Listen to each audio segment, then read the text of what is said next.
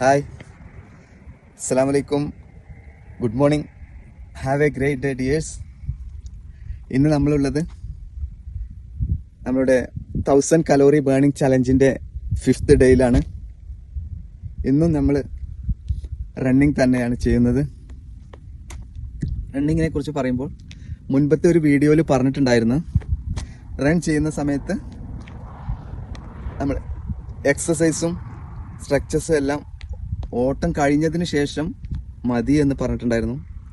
കാരണം ഞാൻ ഉദ്ദേശിച്ചത് എന്തെന്നാൽ നമ്മൾ പതിയെ പതിയെ റൺ ചെയ്തിട്ട് പിന്നെ സ്പീഡ് കൂട്ടിക്കൊണ്ടുവരാൻ തന്നു. അപ്പോൾ ചിലരെങ്കിലും ആദ്യം തന്നെ സ്പീഡിൽ ഓടുന്ന വ്യക്തികളുണ്ടാവും. അപ്പോൾ അവർക്ക് നിർബന്ധമായും ചെറിയ വാമപ്പുകളൊക്കെ ചെയ്തതിന് ശേഷം ഓട്ടം തുടങ്ങുക. പ്രത്യേകം ശ്രദ്ധിക്കണേ. പിന്നെ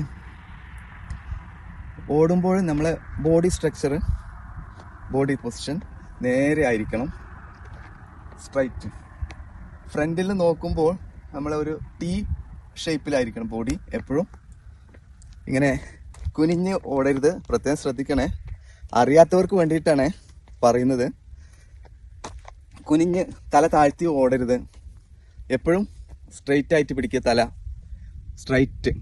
ഓക്കെ. ഫ്രണ്ടിൽ മുൻപിൽ എന്തെങ്കിലും ഒരു വസ്തു ഉണ്ടെങ്കിൽ, ഇപ്പോൾ നാട്ടിലൊക്കെ നമ്മൾ ഓടുമ്പോൾ കാണാമല്ലോ, റോഡ് സൈഡിലൊക്കെ ഒരുപാട് സൈൻ ബോർഡുകളൊക്കെ കാണാം. ആ ബോർഡിലോട്ട് തന്നെ നോക്കിയിട്ട് നേരെ ഓടാൻ ശ്രമിക്കുക. പിന്നെ ഓടുന്ന സമയത്ത് വായ തുറന്ന് പിടിച്ച് ഓടുന്നതുകൊണ്ട് കുഴപ്പമില്ല. മൂക്കിലൂടെ ശ്വാസം എടുത്ത് വായിലൂടെ പുറത്തേക്ക് വിടുക. പിന്നെ കുറേ ഓടിക്കഴിയുമ്പോൾ നമ്മൾക്ക് ക്ഷീണം വരാം. ക്ഷീണം വരുന്ന സമയത്ത് നമ്മൾ കൈകൾ രണ്ടും ഒന്ന് റിലാക്സ് ചെയ്തിട്ട് പതിയെ ഓടാം. അപ്പോഴും ഓട്ടം നിർത്തരുത്, പതിയെ ഓടി തുടങ്ങാം. വീണ്ടും നമ്മളൊന്ന് റിലാക്സ് ആയതിനു ശേഷം വീണ്ടും സ്പീഡ് വർദ്ധിപ്പിക്കുക. ഓക്കെ. പിന്നെ വേറൊരു കാര്യം എന്താണെന്ന് വെച്ചാൽ, നമ്മൾ ഓടുമ്പോൾ നടക്കുന്ന പോലെയല്ലല്ലോ. ഓടുമ്പോൾ എപ്പോഴും നടക്കുമ്പോൾ നമ്മളെ കാൽപാദങ്ങൾ എപ്പോഴും തറയിൽ തട്ടിയിട്ടായിരിക്കും നടക്കുക. ഫുള്ള് തറയിൽ തട്ടിയിട്ടാണല്ലോ നമ്മൾ നടക്കുക. പക്ഷേ ഓടുന്ന സമയത്ത് നമ്മളെ കാലിൻ്റെ ഫ്രണ്ട് വശമാണ് ആദ്യം തറയിൽ തട്ടുക. കാലിൻ്റെ ഫ്രണ്ട് വശം.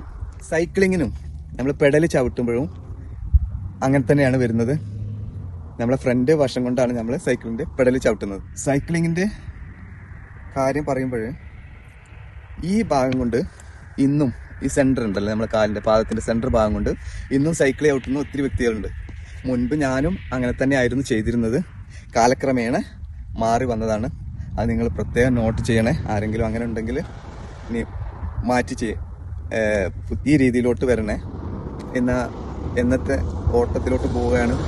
എല്ലാവർക്കും നല്ലൊരു ദിവസം നേരുന്നു. Thank you.